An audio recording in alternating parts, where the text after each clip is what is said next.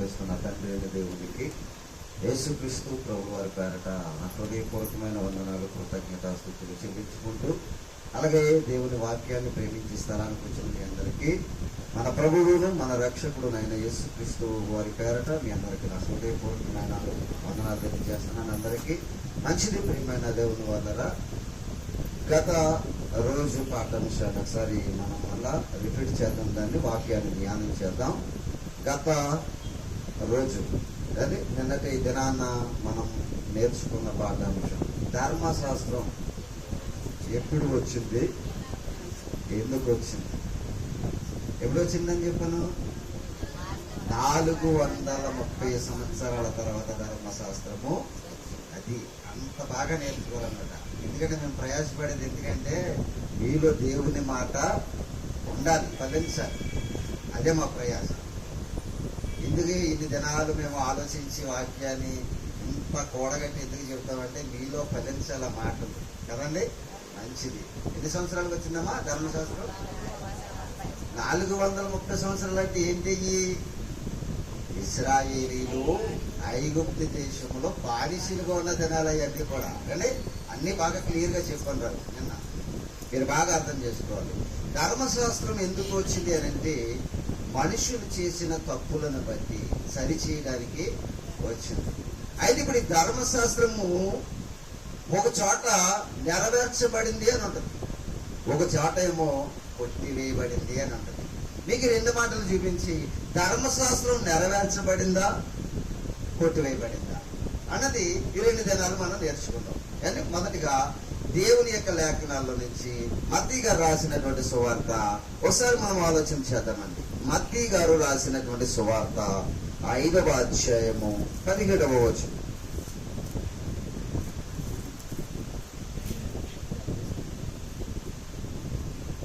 చదవండి. మత్తయి గారు రాసినటువంటి సువార్త 5వ అధ్యాయము 17వ వచనంలో ఏమని రాయబడి ఉందమ్మా? ధర్మశాస్త్రమునైనను ప్రవక్తల వచనమునలైనను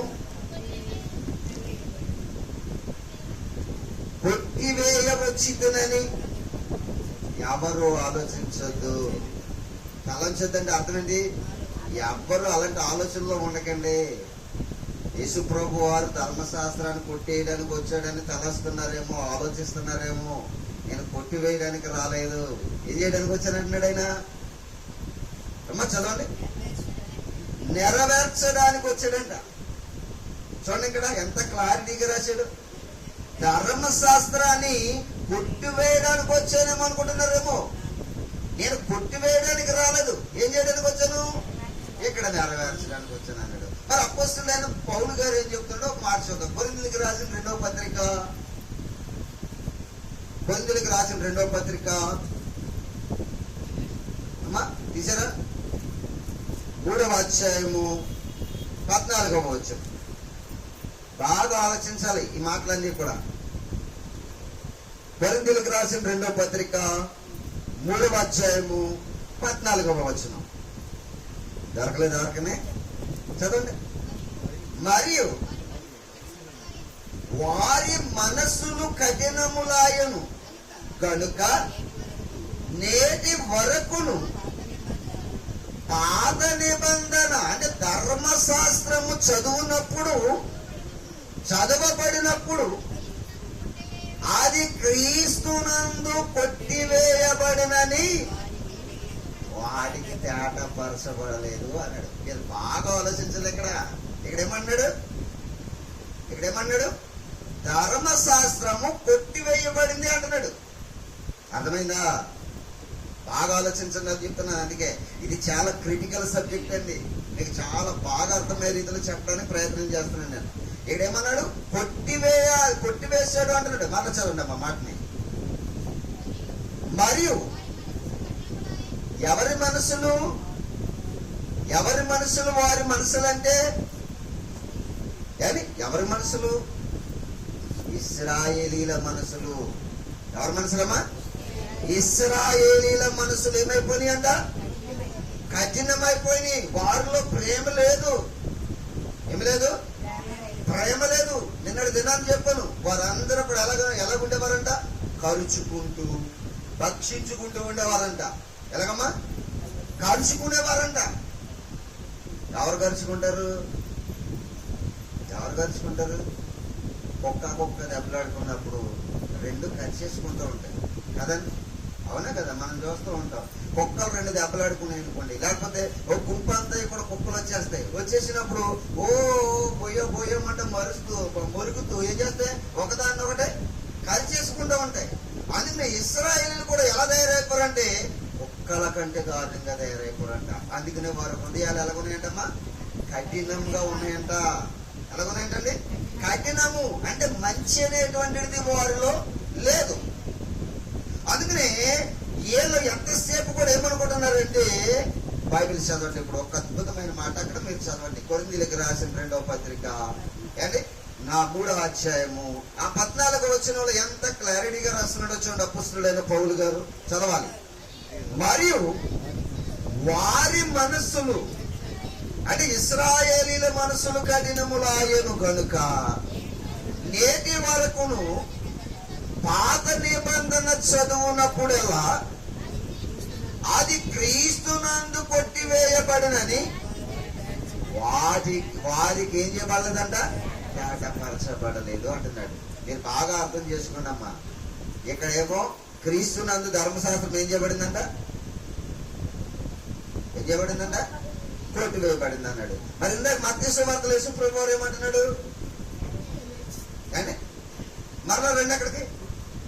మత్తయి సువార్త 5వ అధ్యాయము 17వ వచనం.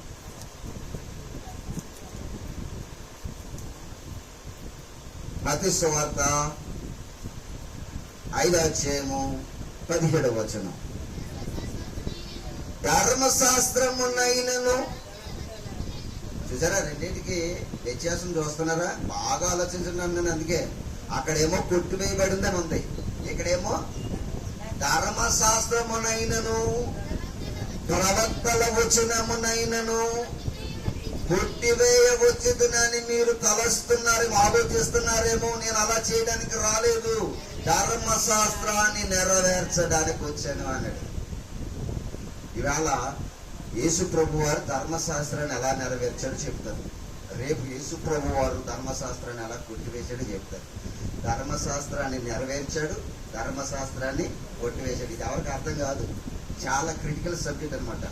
ఎందుకంటే జరిగితే ఒకటే జరగాలి, నెరవేర్పన్నా జరగాలి, లేకపోతే కొట్టివేయడం అన్నా జరగాలి. కానీ యేసు ప్రభు వారు నెరవేర్చాడు, కొట్టివేశాడు. ఏమి నెరవేర్చాడు? ధర్మశాస్త్రంలో ఏం కొట్టివేశాడు అనేటువంటిది రేపటి దినాన్ని నేర్చుకుందాం. ఇవాళ ధర్మశాస్త్రాన్ని ఎలా నెరవేర్చాడు మీకు బైబిల్లో నుంచి కొన్ని ఆధారాలు చూపిస్తాను. బాగా ఆలోచించడానికి మనసు ఇక్కడే పెట్టండి, ఎక్కడ పెట్టద్దు.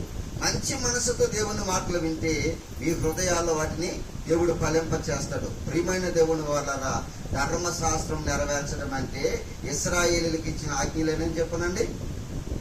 ఎన్ని ఆజ్ఞలని చెప్పను? 10 ఆజ్ఞలు. 10 ఆజ్ఞలు ఏంటి? ఇందువల్లే నీ పొరుగు వారిని ప్రేమించుము, నేను తప్ప వేరొక దేవుడు నీకు ఉండకూడదు, ఇంకా వ్యభిచరింపకూడదు, నరహత్య చేయకూడదు, నీ పొరుగు వారిది ఏది కూడా ఆశించకూడదు, విశ్రాంతి దినమున పరిశుద్ధముగా ఆచరించుటకు జ్ఞాపకం ఉంచుకును. ఇలాగ 10 ఆజ్ఞలు ఇచ్చేసాడు వాళ్ళకి. విశ్రాంతి దినాన్ని ఎవడు వచ్చేవాడు కదా ప్రార్థనకి? ఎవరు? ఇశ్రాయేలీయులు. ఎందుకు వచ్చేవారు కాదు? మీరు ఇందాక చదివారు ఆ మాట. ఎందుకు వచ్చేవారు కాదు? వారి మనస్సులు ఏమైపోయినాయంట? కఠినములైపోయి. చాలా మంది ప్రార్థనకు రారు. కారణం ఏంటంటే మనసులు కఠిన మనసు కలిగిన వారు ప్రార్థనకు రారు, ప్రభు దగ్గరికి రారు పిల్లరా. వాళ్ళకి ఏంటంటే దేవుడి దగ్గరికి వెళ్తే ఏముండదు అనుకుంటారు. వాళ్ళ దగ్గర దేవుడి దగ్గర ఏముందో ఆఖరి రోజు చెప్తాను మీకు జాగ్రత్తగా. ఆఖరి రోజు రాత్రి చెప్తాను దేవుడు ఏం చేస్తాడో, ఎలా చేస్తాడో. ఇవన్నీ కూడా చాలా అద్భుతమైన సంగతులు ఉంటాయి బైబిల్లో, మీకు అన్ని చూపిస్తాను. అంటే ప్రియమైన దేవుని వాళ్ళరా, ఇక్కడ చూస్తే ధర్మశాస్త్రము నెరవేర్చాలి. ధర్మశాస్త్రంలో ఒక ముఖ్యమైన ఆజ్ఞ ఏంటంటే యేసు ప్రభు వారు చెప్పాడు, 2 ఆజ్ఞలు అంట. ఏంటి ధర్మశాస్త్రానికి అంతటికి కూడా ఆధారమైనటువంటి 2 ఆజ్ఞలు చెప్పాడు. చెప్పండి యేసు ప్రభు వారు. నిన్ను వలె నీ పొరుగు వారిని ప్రేమించుము. మొదటి పాయింట్. రెండోదండి, నీ దేవుడైన ప్రభువుని తప్ప వేరొక దేవుడిని ప్రేమింపకూడదు అని చెప్పాడు. నన్నే ప్రేమించాలి మీరు అందరని చెప్పాడు దేవుడు. నీ ప్రభువుని పూర్ణ మనసుతోను పూర్ణ ఆత్మతోను ప్రేమింపవలను అని చెప్పాడు. అంటే ప్రేమ అంటే ఏంటి? ప్రేమ పొరుగువానికి కీడు చేయదు.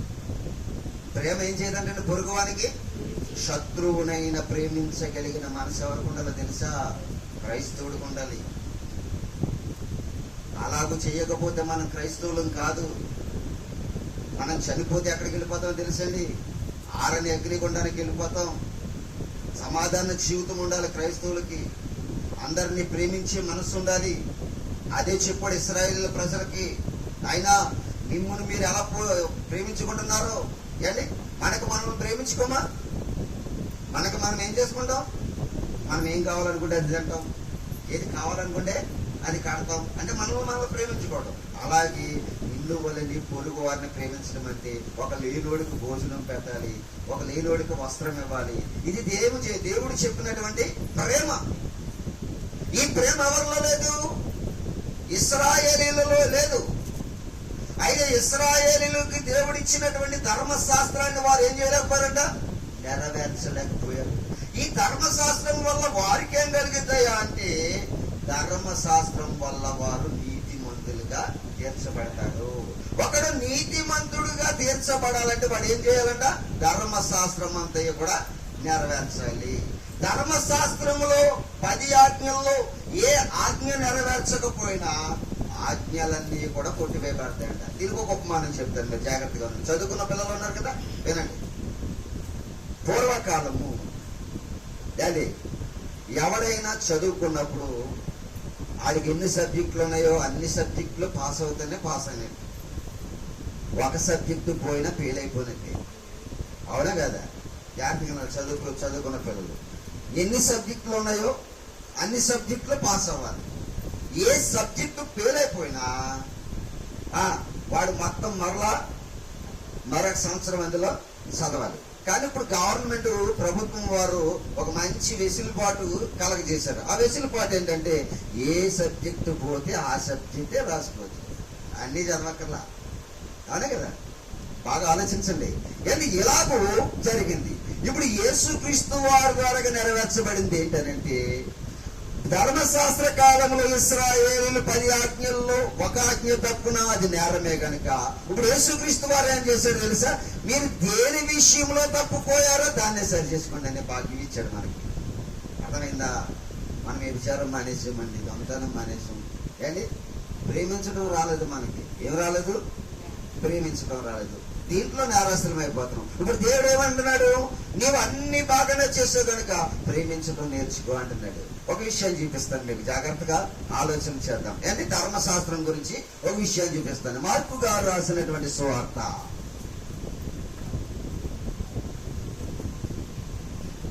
10వ అధ్యాయము 17వ వచనం.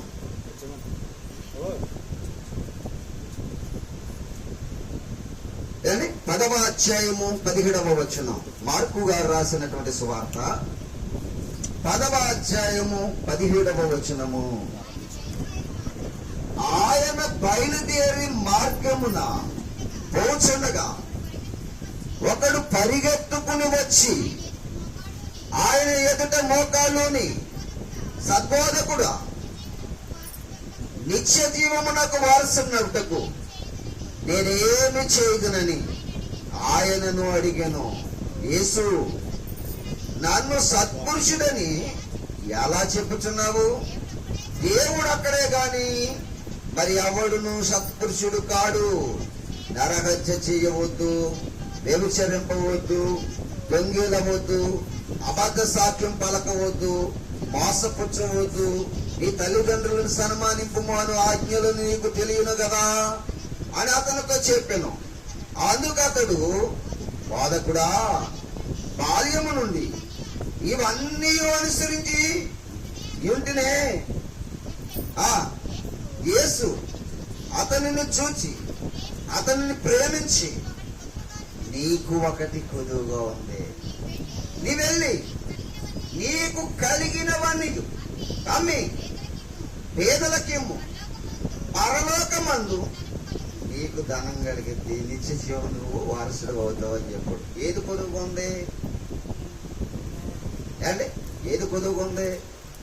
ఆయనకు కొదువుగా ఉన్నది ఏంటి? ఆయన మీకు అర్థం అవ్వలేదేమో, నేను జాగ్రత్తగా చెప్తున్నానండి. పరలోకానికి వెళ్ళడానికి భక్తి బాగా చేశాడండి ఆయన. ఎలా చేశాడంట? భక్తి అంటే ఏంటి?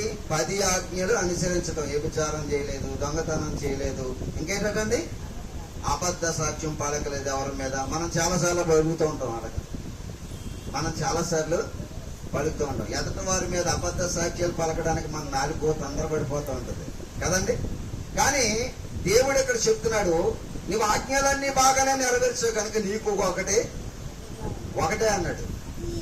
అన్ని అనుసరించి వచ్చినోడికి ఒకటి తక్కువ అంటారా? ఒకటి ఏమన్నా నెరవేర్చడం ఏమన్నా ఇదంటారా? చక్కగా నెరవేర్చవచ్చు కదండి.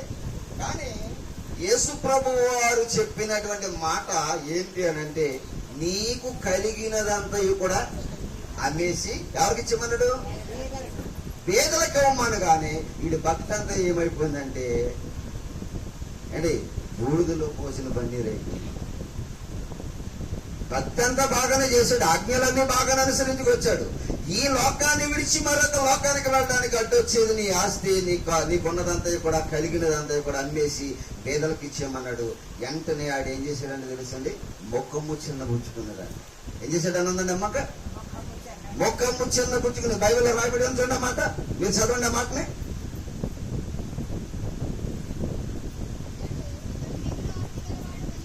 అతడు మిగిలి ఆస్తి గలవాడు కనుక ఆ మాటకు చూసారండి, ముఖము చిన్న పుచ్చుకుని దుఃఖపడిచి వెళ్ళిపోయాడంట. ఇప్పుడు ఇతడు అనుసరించుకొచ్చింది ఏంటి? ధర్మశాస్త్రం. ఏంటన్నారా? మీరు బాగా అర్థం చేసుకోవాలి ప్రతి మాట కూడా. ఏం నెరవేర్చాలి వీళ్ళు ఇశ్రాయేలీలు? ధర్మశాస్త్రం నెరవేర్చాలి. మరి వీళ్ళు నెరవేర్చారా? ఇప్పుడు ఆస్తిని విడిచిపెట్టేసి అందరికి ఇచ్చేమన్నాడు, పేదలందరికి ఇచ్చేమన్నాడు, ఇచ్చారా? చేయలేదు. ఇది చేయలేదు కనుక ఈ పనిని ఎవరు చేశారో తెలుసండి? ఈ పని ఎవరు చేశారో తెలుసా? యేసుక్రీస్తు వారు చేసేటంటే ప్రియమైన దేవుని వారు విడిపించాలి. నేను ఒక మాట చెప్తాను, జాగ్రత్తగా ఉంది అమ్మాయ.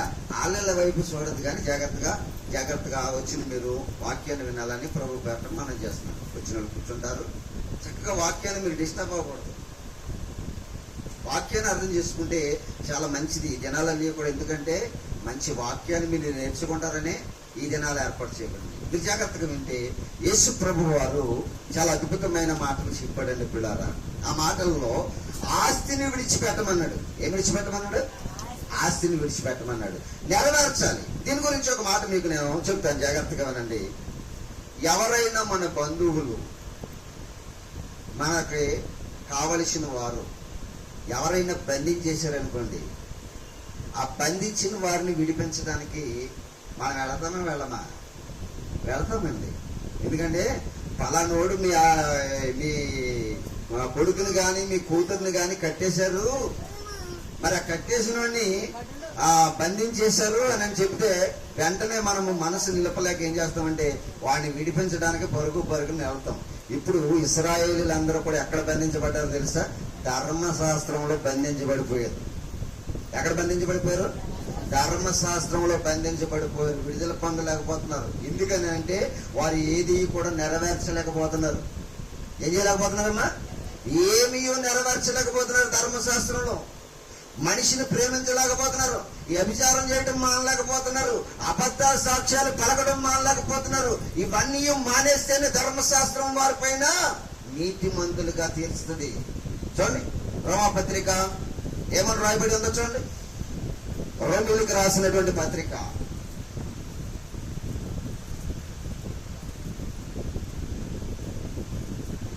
8వ అధ్యాయము 2వ వచనం. అపోస్తలుడైన పౌలు గారు రోమిలకు రాసినటువంటి పత్రిక 8వ అధ్యాయము 2వ వచనం.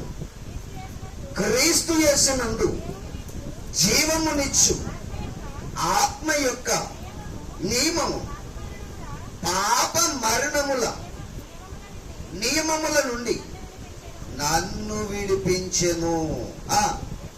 ఎట్లనగా ధర్మశాస్త్రము దేనిని, అదండి, ధర్మశాస్త్రము దేనిని చెయ్యజాలకపోయెనో దానిని క్రీస్తు చేశాడు. ధర్మశాస్త్రం దేని చేయలేకపోయింది? ధర్మశాస్త్రం దేనిని చేయలేకపోయింది. మీరు జాగ్రత్తగా వినాలనుకున్నాను, అందుకే మాటలన్నీ కూడా. ఎందుకు చేయలేకపోయింది? ధర్మశాస్త్రము ఇశ్రాయేలీలను నీతిమంతులుగా చేయలేకపోయింది. అర్థమవుతుందా? ఇశ్రాయేలీలు నీతిమంతులుగా తీర్చబడాలంటే ధర్మశాస్త్రాన్ని అనుసరించాలి. కానీ ధర్మశాస్త్రం వారు అనుసరించలేదు కనుక వారు నీతిమంతులుగా మార్చబడలేకపోయారు. అందుకే ధర్మశాస్త్రము దేనిని చెయ్యజాలకపోయినా అనే మాట ఎందుకు ఉపయోగించాడంటే ధర్మశాస్త్రము వారిని నీతిమంతులుగా చేయలేకపోయింది. ఎవరిని? ఇశ్రాయేలుని. మీరు బాగా వినాలి, నిన్న కూడా చెప్పాను, ధర్మశాస్త్రము మనకి కాదు. ఎవరికని చెప్పాను? ఇశ్రాయేలుకి. అది కరెక్ట్గా ఉండాలి మీరందరూ కూడా. ఇశ్రాయేలీలకి 39 పుస్తకాలు మనకు సంబంధించినవి కావు. ఎవరికి సంబంధించినవమ్మా? ఇశ్రాయేలీలకు. మనం ఇశ్రాయేలీలం కాదు. మనం అందరం ఎవరు? అన్యులం. క్రీస్తు ద్వారా రక్షించబడిన వారు మనమందరం. క్రీస్తు ద్వారా ప్రేమించబడిన వారు మనమందరం కూడా. మనము ఇశ్రాయేలీలం కాదు పిల్లరా. బాగా ఆలోచించాలి బైబిల్ని. కానీ ఇశ్రాయేలీలకు మాత్రమే ఆజ్ఞలు ఇచ్చాడు. ఇశ్రాయేలీల ఆజ్ఞలు అనుసరిస్తే నీతిమంతులుగా తీర్చబడతారు. నీతిమంతులుగా తీర్చబడితే పరలోకానికి వెళతారని కానాని దేశానికి నడిపించడం కోసం దేవుడు ధర్మశాస్త్రాన్ని ఇచ్చాడు. కానీ ధర్మశాస్త్రములో ఏ ఆజ్ఞ కూడా వారు అనుసరించలేదు. ఎందుకు అనుసరించలేదమ్మా? ముందు చెప్పాను కదా, వారి మనస్సులు ఏమైపోయినాయంట? కఠినమైపోయినాయి. వారి మనసులన్నీ కూడా ఏమైపోయినాయంట? కఠినమైపోయినాయి. దేవుని మాటకు చోటిచ్చిన వారు కాదు. ఎవరు కూడా దేవుని మాటకు వారి హృదయాలలో చోటు ఇవ్వలేదంట. చూడండి రోమపత్రిక, అదే రోమపత్రికలో ఉంటది, 2వ అధ్యాయం అనుకుంటా అమ్మా. చూడండి ఒక మాట, అది మొదటి అధ్యాయము రోమపత్రిక 1వ అధ్యాయము 28వ వచనంలో చెప్తున్నాడు. చూడండి, మరియు వారు తమ మనసులలో దేవునికి చోటు ఇవ్వలేకపోయిర్రి అన్నాడు. చూడండి ఇక్కడ, వారు తమ మనస్సులలో దేవునికి చోటు ఇవ్వలేకపోయిరి కనుక చెయ్యరాని కార్యములను చేయుటకు దేవుడు భ్రష్ట మనసుకు వారిని ఆపగించేశాడు. అందుకే వాళ్ళ కఠిన మనసుకులు అయిపోయారు వాళ్ళందరూ కూడా. వాళ్ళని దేవుడే అప్పగించేసాడంట. దేనికి? భ్రష్టత్వానికి. చాలా మంది మారినట్టు మారి మరలా లోకంలో కలిసిపోతూ ఉంటారు. కారణం ఏంటనుకుంటున్నారు? చూస్తాడు దేవుడు, చూసి అనుకుంటాడు మారిందా, ఫలభరితంగా ఆత్మీయ జీవితంలో ఫలింపజేద్దామని చూస్తాడు. మారలేదా, దేవుడు దెయ్యానికి అప్పగించేస్తాడు అంతే. ఇంకా ఆడు ఎలాగుంటాడు తెలుసా అండి? తాగుబోతుగా, తిరుగుబోతుగా, అండి ఏయో చేసిన వాడిగా తిరుగుతూ ఉంటాడు. ఇంకా దేవుడు అప్పగించేసాడు, వాడు మారడేక, వాడు మారడ పిల్లారా. మీరు జాగ్రత్తగా ఉండాలి. ధర్మశాస్త్రము నెరవేర్చలేకపోయారు ఇశ్రాయేలీయులు. ధర్మశాస్త్రము నెరవేర్చలేకపోయారు. అందుకే ధర్మశాస్త్రము దేనిని చెయ్యజాలకపోయినో అన్నట్టు. చూడండి అక్కడ మళ్ళా చదువుదాం, 8వ అధ్యాయము 2వ వచనం. క్రీస్తు యేసునందు జీవమునిచ్చు ఆత్మ యొక్క నియమము పాప మరణముల నియమము నుండి, చూసారండి, నన్ను విడిపించి. ఎవరు విడిపించారు? పాప మరణముల నియమము, పాప మరణముల నియమము నుండి ధర్మశాస్త్రము విడిపించలేకపోయిన వారిని. ఇశ్రాయేలీయులను ధర్మశాస్త్రము పాప మరణముల నియమము నుండి విడిపించలేకపోయింది. అందుకనే యేసు ప్రభువు వారికి ఏందంటాడు? ధర్మశాస్త్రము దీనిని చెయ్యజాలకపోయేను. దాన్ని ఎవరు చేశారంట? ఎవరు? దేవుడు, క్రీస్తు. ఎలా చేశాడు? ఆయన ఎలా చేశాడు? ఈ కార్యక్రమాన్ని ఎలా నెరవేర్చాడు ఆయన? రోమపత్రిక చూద్దామండి, మంచి మాటలు ఉంటాయి, చూద్దాం ధర్మశాస్త్రం గురించి. కానీ 8వ అధ్యాయము రోమపత్రిక 13వ అధ్యాయం 13వ అధ్యాయము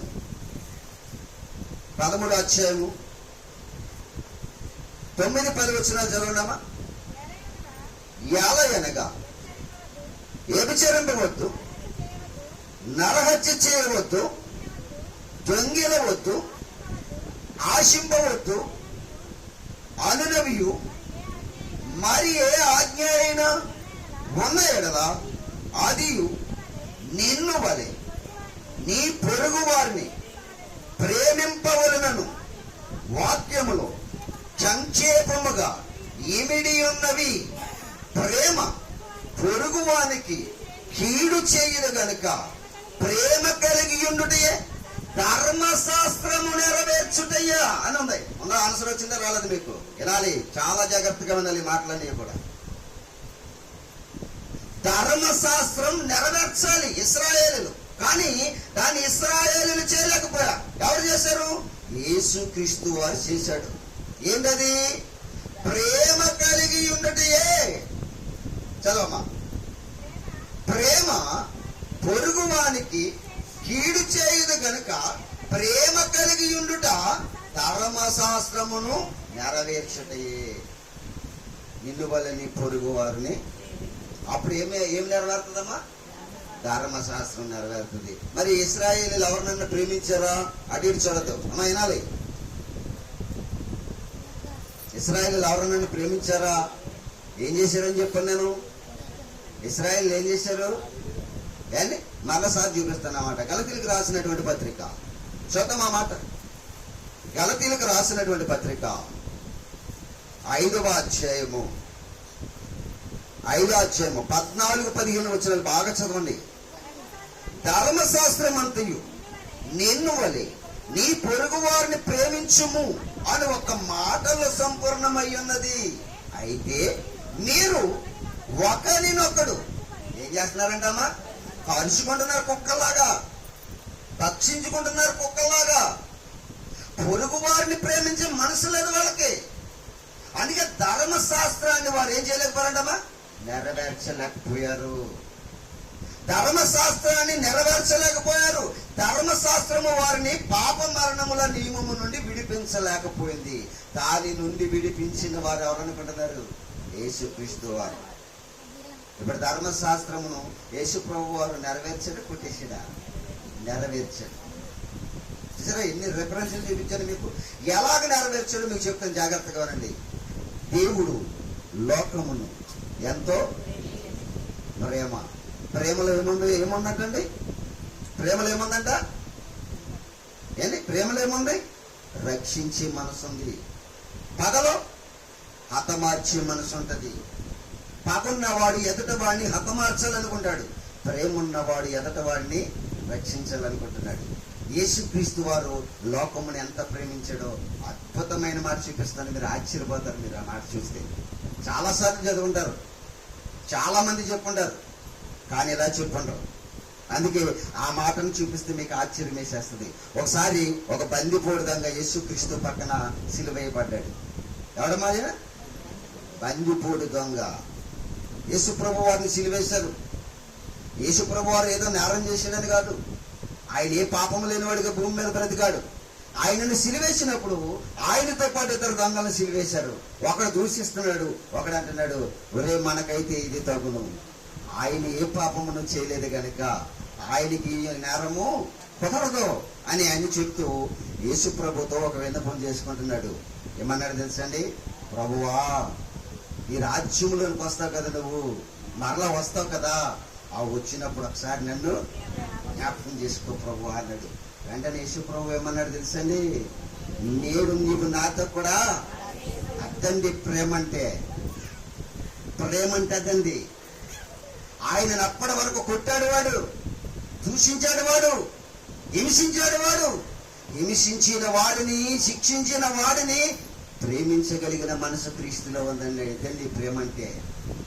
దేవుడు లోకమును ఎంతో ప్రేమించాడు. చూసారండి ఎంతగా ప్రేమించాడు? చూసారా? ఇదేం కాకుండా ఒక అద్భుతమైన మాట మీకు చెప్తాను.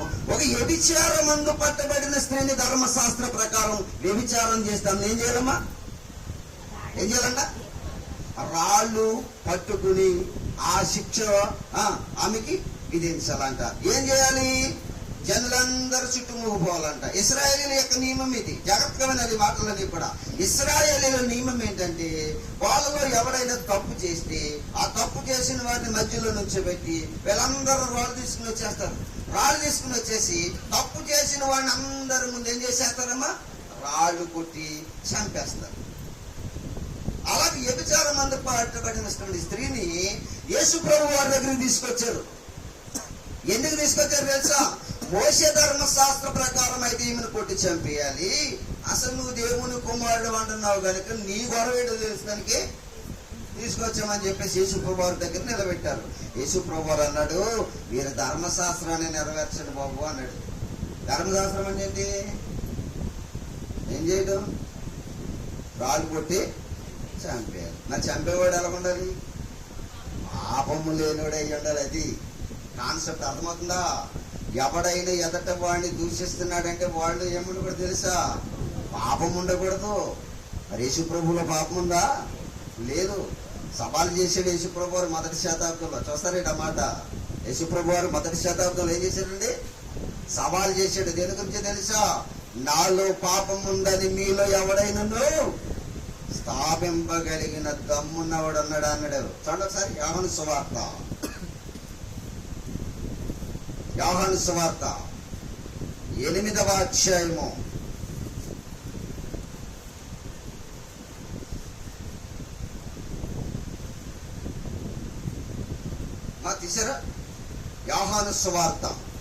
8వ అధ్యాయం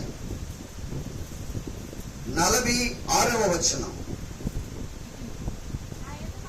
నా యందు పాపమున్నదని మీలో ఎవడు స్థాపింపగలడు అన్నాడు. చూడండి, నాలో పాపం ఉందని మీలో ఎవడు స్థాపింపగలడు అన్నాడు. ఆయన ఏం లేదమ్మా? పాపం లేదు. ఇప్పుడు చంపేయాలంటే ఎవరు చంపేయాలి? వ్యభిచారం మందు పట్టుబడిన స్త్రీని యేసుప్రభు వారు చంపేయాలి.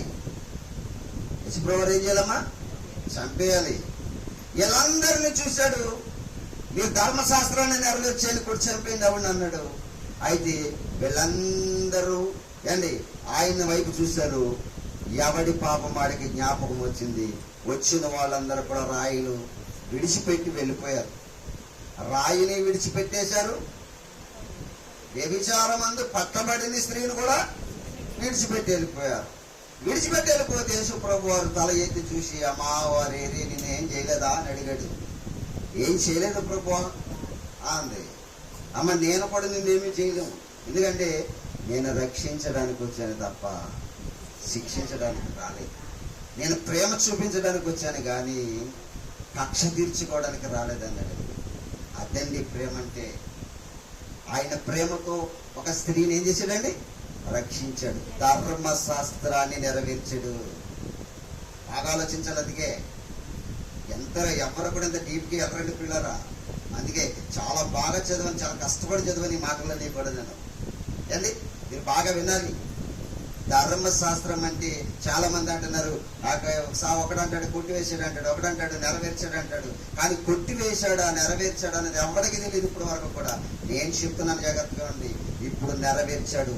తర్వాత ఎలా కొట్టివేశాడో రేపు దినాన్ని చెప్తాను మీకు. ఎలా కొట్టేశాడో, దేన్ని కొట్టేశాడో చెప్తాను మీకు. కానీ బాగా అయినండి ప్రేమ దేవుని వాళ్ళ. ఆయన అంటే నీతిమంతులుగా చేయడం కోసం ధర్మశాస్త్రము దేనిని చేయజాలకపోయిన దాన్ని చేసేటంటే. అపొస్తలుల కార్యాలు చూడండి, మంచి మాటలు చూపిస్తాను మీకు. అపొస్తలుల కార్యాలు 13వ అధ్యాయము 39వ వచనం. అపొస్తలుల కార్యాలు 13వ అధ్యాయము 39వ వచనం. మీరు మోషే ధర్మశాస్త్రము వలన ఏ విషయములలో నీతిమంతులుగా తీర్చబడలేక పోతిరో ఆ విషయములన్నిటిలో విశ్వసించు ప్రతివాడు. ఈయనంటే ఎవరు? ఈయనంటే అక్కడ మీరు పెట్టుకోవాల్సింది ఏంటంటే యేసుక్రీస్తు అని పేరు పెట్టుకోవాలి. ఏమని పేరు పెట్టుకోవాలమ్మా? యేసుక్రీస్తు అని పేరు పెట్టుకోవాలి.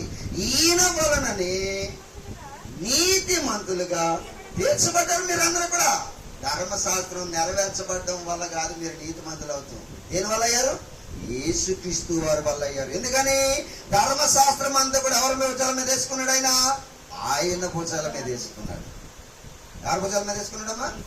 యేసుక్రీస్తు వారు తన భుజాల మీద ధర్మశాస్త్రం అంతా కూడా వేసుకుని ఇశ్రాయేలును నెరవేర్చలేనటువంటి కార్యక్రమాన్ని ఆయన నెరవేర్చాడు. మనుషులందరి ఎలా చూపించాడండి? ప్రేమ. ప్రేమ పొరుగువాడు కీడు చేస్తుందమ్మా. ఏమన్నాడు యేసుప్రభు వారు? ధర్మశాస్త్రంలో ఏమన్నాడు, కొత్త నిబంధనలో ఏమన్నాడు? ఒక అద్భుతమైన మాట మీకు చూపిస్తాను. మత్తయి సువార్త 5వ అధ్యాయము, మత్తయి గారు రాసినటువంటి సువార్త 5వ అధ్యాయము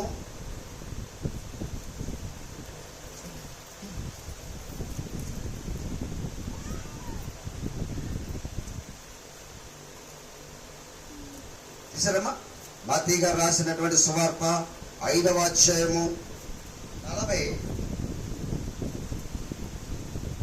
43వ వచనం కానించి కంటిన్యూ చేద్దాం. నీ పొరుగు వానిని ప్రేమించి నీ శత్రువును ద్వేషించమని ధర్మశాస్త్రములో చెప్పబడిన మాట మీరు విన్నారు కదా. ఎక్కడ చెప్పబడింది మాట? ధర్మశాస్త్రంలో చెప్పబడింది. రైట్, చదవనమ్మా. మీరు విన్నారు కదా, నేను మీతో చెప్పినది ఏమనగా, మీరు పరలోకమందున్న మీ తండ్రికి కుమారులై ఉండునట్లు మీ శత్రువులను ప్రేమించుడి, మిమ్మల్ని హింసించే వారి కొరకు అదండి చట్టం. మార్చేసి చూసిన చట్టం నెరవేర్పు అన్నమాట. ఇది వరకు మనల్ని ప్రేమించేవారు ఇశ్రాయేలీయులు. కానీ ఇప్పుడు ఏమన్నాడమ్మా? శత్రువుని ప్రేమించాలి, పొరుగువాడిని కాదు, నిన్ను ప్రేమించేవాడికి కాదు ప్రేమ. ఏనండి, మీరు జాగ్రత్తగా వినండి. సోమాలమ్మ అట్టేటిందంటే సుబ్బమ్మేమో అట్టున్నరట్టాలంట. ఎవరమ్మా? సోమాలమ్మ అట్టేడితేనంటండి, సుబ్బమ్మేమో అట్టున్నరట్టాలంట. వీళ్ళిద్దరూ ప్రేమించుకుంటారేంటి? బయట వాళ్ళు ఎవరు ప్రేమించరా? అదే నా ప్రేమ. అదేనండి దేవుడు మనకు చెప్పిన ప్రేమ. బాగా ఆలోచించాలి. నిన్నెవడైతే ద్వేషిస్తాడో వాడిని కేకేసి భోజనం పెట్టమన్నాడు దేవుడు. చదివారా మాట ఎప్పుడైనా మీరు? నిన్నెవడైనా ద్వేషిస్తున్నాడా అని నీ ఇంటికి కేకేసి ఏం పెట్టమన్నాడమ్మా? భోజనం పెట్టండి. చూడండి, అదే పత్రిక రోమపత్రికలో ఉంటుంది అన్నమాట. చూపిస్తాను. రోమపత్రిక చూడాలి. మనం ఈ ధర్మశాస్త్రం నెరవేర్పు ఎలా జరుగుతుందో మీరు చూడాలి. రోమపత్రిక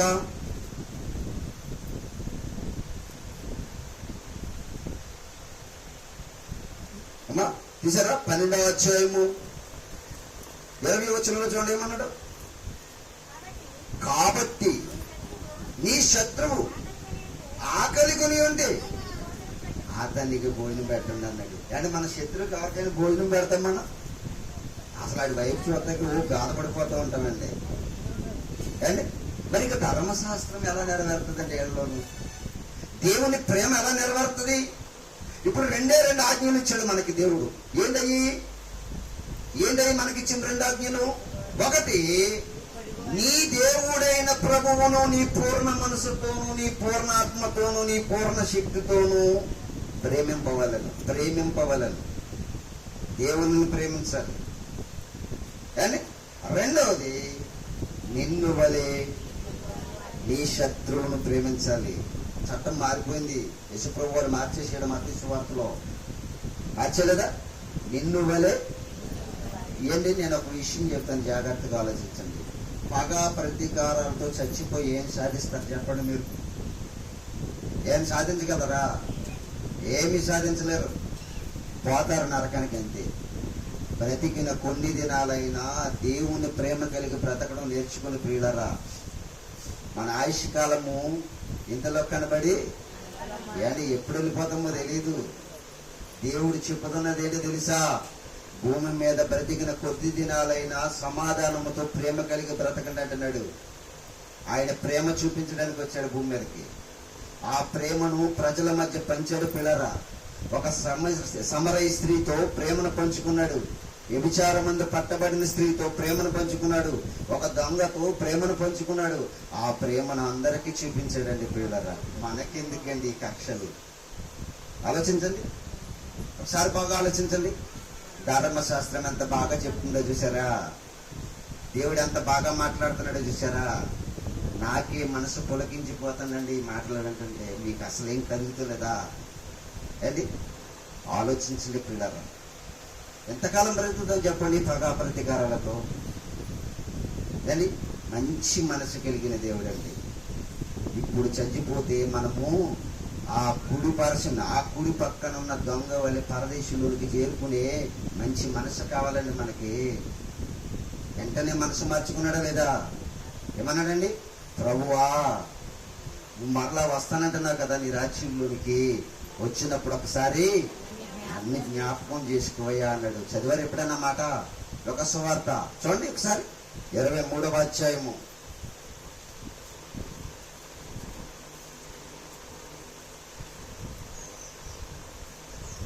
చూడమ్మా, 23వ అధ్యాయము లోక సువార్త.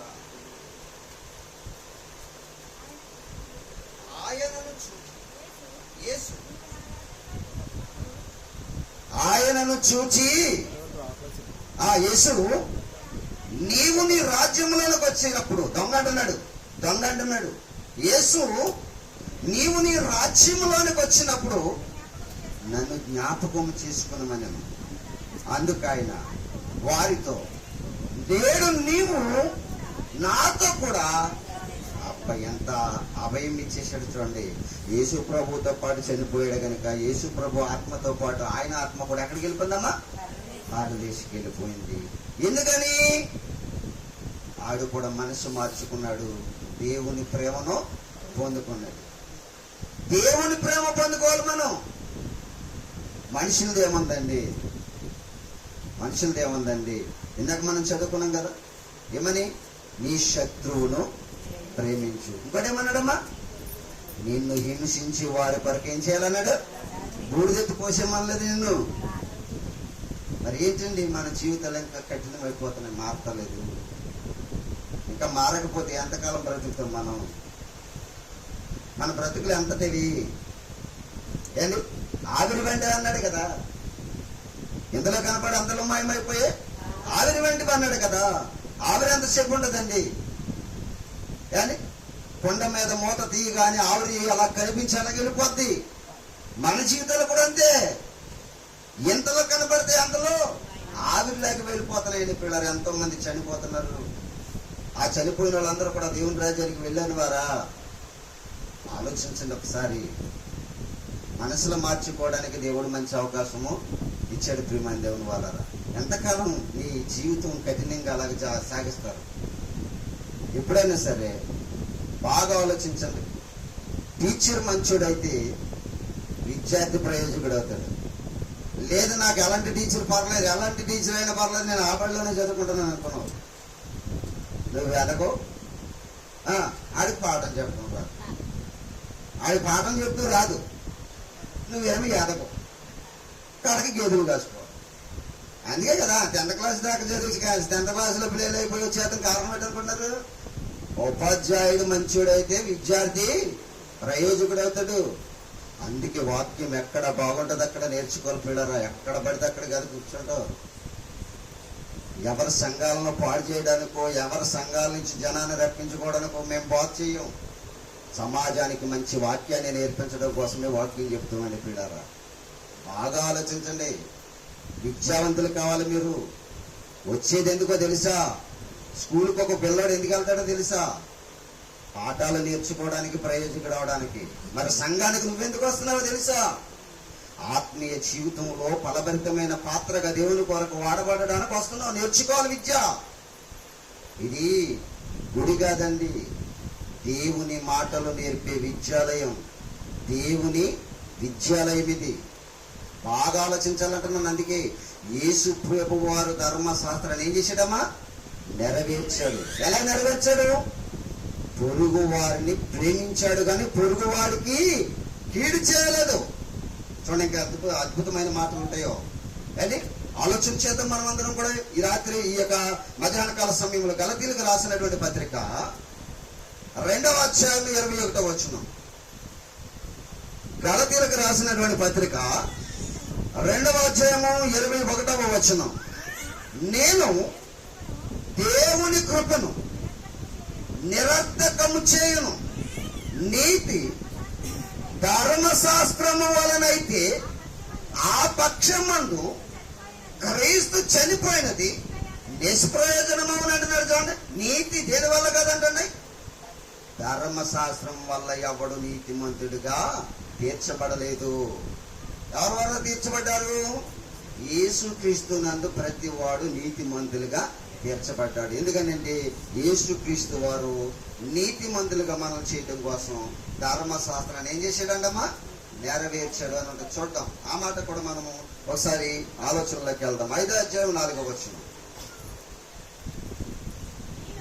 మీలో ధర్మశాస్త్రము వలన నీతిమంతులని తీర్చబడిన వారెవరో వారు క్రీస్తులో నుండి బొత్తిగా వేరు చేయబడి ఉన్నారు, కృపలో నుండి తొలగిపోయి ఉన్నారు అంటున్నాడు. చూడండి, ధర్మశాస్త్రం వల్ల ఎవ్వడు నీతిమంతుడిగా తీర్చబడడు.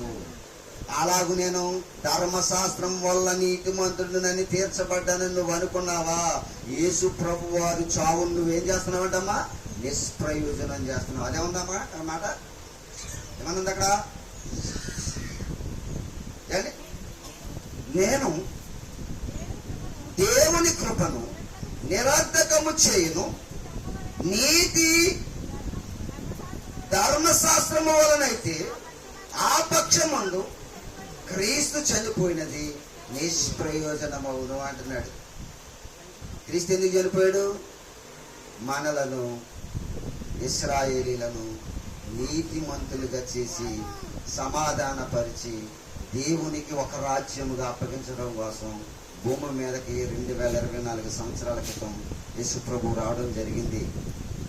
ఏమా బాగా వినాలంటున్నాను. అందుకే వాక్యాన్ని వినేటప్పుడు శ్రద్ధ కలిగి వినాలి. ఎందుకని అంటే వాక్యంలో ఒక అద్భుతమైన మాట రాయబడి ఉంది. వాక్యమును అశ్రద్ధగా వినివాడు ఏమవుతాడని ఉందమ్మా? శాపగ్రస్తుడు అవుతాడని. అందుకని బైబిల్లో దేవుడు చెప్పిన మాట ఏంటంటే, నా మాట వినేటప్పుడు శ్రద్ధగా వినాలి మీరని చెప్పాడు. అందుకే ఇశ్రాయేలీల కాలం నుంచి కూడా చెప్పుకుంటూ వస్తున్నాడు.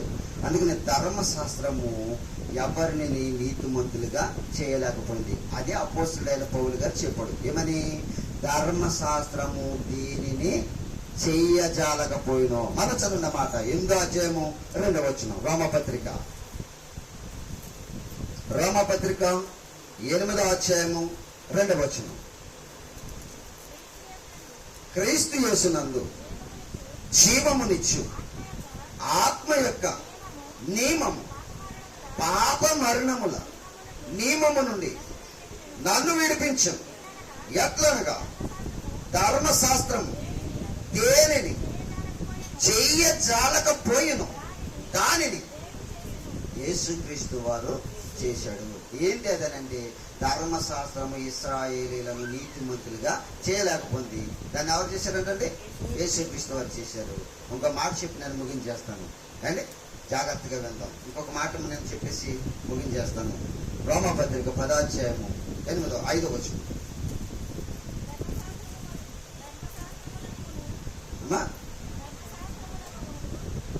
ధర్మశాస్త్ర మూలమగు నీతిని నెరవేర్చువాడు దాని వలననే జీవించునని మోషే రాయించున్నాడు. అయితే విశ్వాస మూలమగు నీతి ఎలాగూ చెప్పుచున్నది, ఎవడు పరలోకములోనికి అనగా క్రిందకు తెచ్చుటకు లేక ఎవడు అగాధములోనికి దిగిపోవును అనగా క్రీస్తును మృతులలో నుండి పైకి తెచ్చుటకు అని నీ హృదయములలో అనుకోవద్దు అంటున్నాడు. ఇక్కడ జాగ్రత్తగా ఆలోచించేయాలి.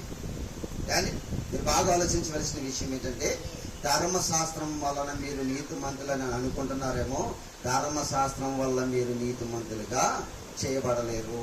ఎందుకంటే మిమ్మల్ని నీతిమంతులుగా చేయడం కొరకు యేసుక్రీస్తు వారు చనిపోయి సమాధి చేయబడి అగాధములోనికి వెళ్ళి మరలా దేవుని చేత లేపబడ్డాడు. అప్పుడు మీ మీద ఉన్నటువంటి ప్రభుత్వం, పాప ప్రభుత్వం ఉందో చూసారా, ఆ ఆ ప్రభుత్వం అంతయు కూడా మీ నుండి అండి వేరు చేయబడి మిమ్మల్ని అందరినీ కూడా ఆ ధర్మశాస్త్రం అనేటువంటి పాపములు బంధించబడిన వారిని అందరినీ కూడా యేసు ప్రభు వారు ఏం చేశాడంట? విడుదల చేశాడు.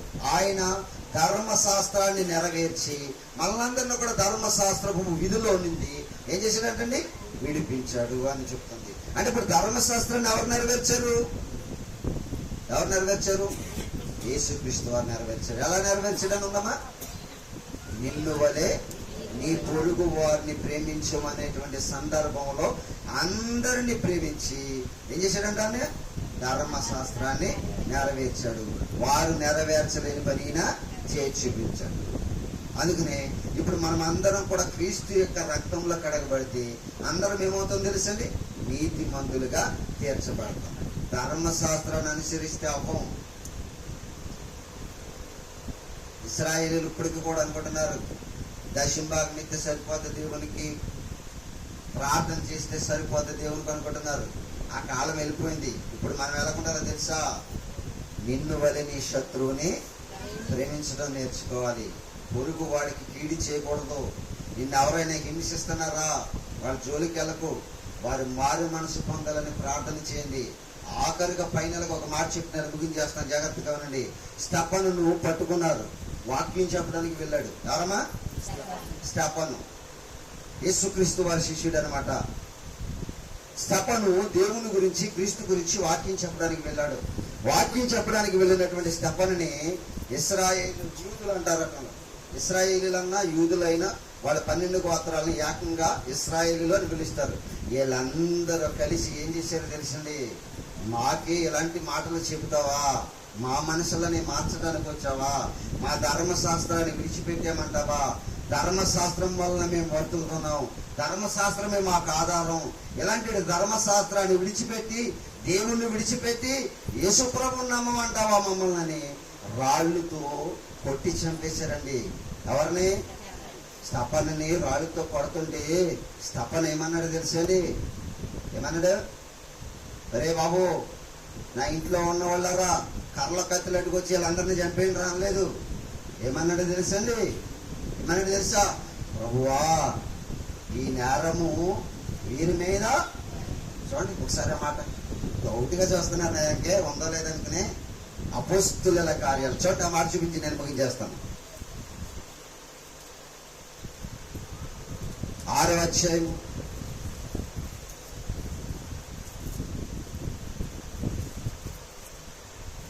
7వ అధ్యాయం అనుకుంటా. 7వ అధ్యాయము 50 వచనం అనుకుంటారా? చదువు. 50 వచ్చమా 60?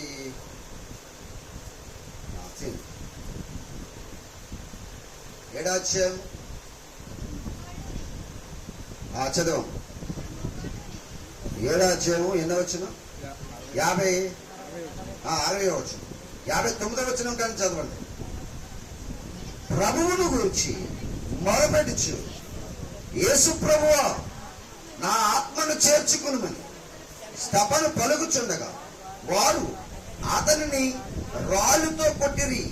అతడు మోకాళ్ళుని, ప్రభువా, వారి మీద ఈ పాపము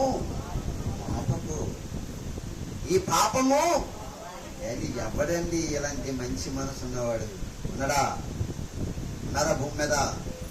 అలా బ్రతకకపోతే పరదేశికి మనం వెళ్ళం. పరదేశికి వెళ్ళాలంటే చక్కగా బ్రతకడం నేర్చుకుని పిల్లరా. పగలొద్దు మనకి, ప్రతీకారాలు వద్దు మనకి. ఇవన్నీ కూడా మనల్ని నాశనానికి నడిపించేవి. ఇదంతా కూడా లోకాశ, లోకములో నుండి పుట్టినవి. మనల్ని పాడు చేయడానికి అపవాది ఏం చేశాడండి? ఇవన్నీ కూడా మన మధ్య పుట్టించాడు. మనలో ప్రేమ లేకుండా చేయడం కోసం, మనం పరలోకం చేరకుండా చేయడం కోసం ఇవన్నీ పగ ప్రతీకారాలతో సమాజం అంతా కూడా ఏమైపోతుందమ్మా? రక్తపు టేరులుగా మారిపోయింది భూమి. అలా మారిపోయింది. రక్తపు టేరులుగా అంటే బలిపీఠముగా మారిపోయింది భూమి అంతా కూడా. ఎప్పటి నుంచి? హేబేలు మొదలుకుని ఎప్పటి వరకు భూమి అంతా కూడా ఎలా మారిపోయిందో తెలుసా? బలిపీఠముగా మారిపోయింది. ఎందుకు మారిపోయింది ఇలాగా? ఎవరైనా ఆలోచిస్తున్నారా? మనుషులలో ఏమి లేదో తెలుసండి? దేవుని ప్రేమ లేదు. నిన్ను వలని పొరుగు వారిని ప్రేమించేటటువంటి మంచి మనసు లేదు. అందరూ కఠినులైపోయారు. అందుకే భూమి అంతా ఇప్పుడు ఎలా మారిపోయిందో తెలుసండి, బలిపీఠముగా మారిపోయింది. వధించేస్తున్నారండి, ఎక్కడికక్కడ వధించేస్తున్నారు. నిన్న కూడా చెప్పాను కదా మీకు, ఒక పాపని, ట్రైనింగ్ డాక్టర్ పాపని ఏం చేశారండి, చంపేశారు. ఏంటిది, ఇదేంటిది? బలిపీఠముగా మారిపోయింది భూమి అంతా కూడా. ఆలోచించండి, ఈ అరాచకాలు ఎక్కడి నుంచి వస్తున్నాయి తెలుసా? మనుషులలో మంచి మనసు లేక. ఆ మంచి మనసు ఎవరు చూపించారో తెలుసండి? మొదటి శతాబ్దంలో యేసు ప్రభు వారు చూపించాడు. ఈనాటి కాలంలో క్రైస్తవులుగా మనం చూపించి ప్రేమను కలిగించి మనుషులను మార్చాలి. పిల్లరా, శత్రువునైనా ప్రేమించడం నేర్చుకుందాం. హింసించే వారి కొరకు ప్రార్థన చేద్దాం. ఎందుకు? మీరు ఒకరు ఎడల ఒకరు క్షమాపణ కలిగిన వారుగా లేకపోతే దేవునికి కుమారులుగా మీరు ఉండలేదు. చదువుకున్నారు ఇందాక మీరు మత్తయి సువార్తలో 5వ అధ్యాయంలో ఎన్నో వచనంలో చెప్పానమ్మా మాట, 43వ వచనంలో చెప్పాను. ఏమనుంది? మళ్ళా చదువు మాట. మత్తయి సువార్త 5వ అధ్యాయము 43వ వచనం. నీ పొరుగు వారిని ప్రేమించి నీ శత్రువును ద్వేషించమని చెప్పబడిన మాట మీరు విన్నారు కదా. నేను మీతో చెప్పినది ఏమనగా, మీ పరలోకమందున్న మీరు పరలోకమందున్న తండ్రికి మీరు కుమారులై ఉండునట్లు. అదమ్మా, మనం దేవుని పిల్లలు మనం ఎప్పుడు అనిపించుకుంటాం? దేవుని కుమారుడు కుమార్తెనే మనం ఎప్పుడు అనిపించుకుంటాం? శత్రువుని ప్రేమించినప్పుడు, హింసించిన వారి కొరకు ప్రార్థన చేసినప్పుడు. యేసుప్రభు వారు కూడా వెళుతూ ఉన్నాడు. ఏమెత్తుకున్నాడు? ఆయన సిలువెత్తుకున్నాడు.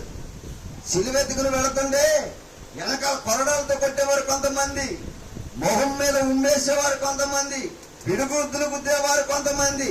భోజనం లేదు అండి, రాత్రంతా నిద్ర లేదు, అటు ఇటు తిప్పేశారు, మంచినీళ్ళు చుక్కవలేదు. అలాంటి మనిషిని ఏం చేశారో తెలుసండి? సిలువ, భారమైనటువంటి సిలువ ఆయన భుజం మీద పెట్టేసి కొడతా ఉంటే చూస్తున్న వారందరికీ కూడా ఏమొచ్చిందంటమ్మా? ఏమొచ్చిందంట? వేడుపు వచ్చిందంట. ఏమొచ్చిందంటండి? వినాలి, మీరు వినాలి. ఏమొచ్చింది? ఆయన చూడగానే ఏడ్చారు. న్యాయమే కదా? ఆయన చూసి ఏడ్చారు, న్యాయమే కదా? ఇప్పుడు ఈయన ఏమనాలి? ఏమన్నారే? అమ్మా ఏడవని బాగా అనాలా? నా బాధ మీరు పంచుకుంటున్నారని అనాలి కదా. యేసుప్రభు ఏమన్నాడు? నా కోసం నాడు నేను చేయవలసింది ఏదో నేను ఏంటది? శత్రువుని ప్రేమించడం నా పని. నన్ను అందరు హింసించిన నేనేమి కూడా నోరు తెరవను. ఎందుకని? మనకి పాఠం నేర్పడానికండి. అది మనకు పాఠం నేర్పడానికి యేసుప్రభు అలా చేశాడు. మనం కూడా ఏం చేయాలంట? నోరు నడపకూడదు. క్రైస్తవ్యం అంటే ఏంటనుకుంటున్నారు? ప్రేమ కలిగి జీవించటం. అది దేవుని ఆజ్ఞలను నెరవేర్చడం. కానీ ధర్మశాస్త్రం ఇప్పుడు ఏం చేయబడిందమ్మా? క్రీస్తు ద్వారా నెరవేర్చబడింది. ఎందుకు కొట్టివేయబడిందో, ఎలా కొట్టివేయబడిందో రేపు మధ్యాహ్నం మాట్లాడుకుందాం, ప్రార్థన చేసుకుందాం. మహాపరిశుద్ధుడు అయిన పరలోకపు తండ్రి, ఈ పరిశుద్ధమైన ఉన్నతమైన నామమునకు యేసుక్రీస్తు ప్రభువు వారి పేరట మీకు కృతజ్ఞతాస్తుతులు, వందనాలు తెలియజేస్తూ,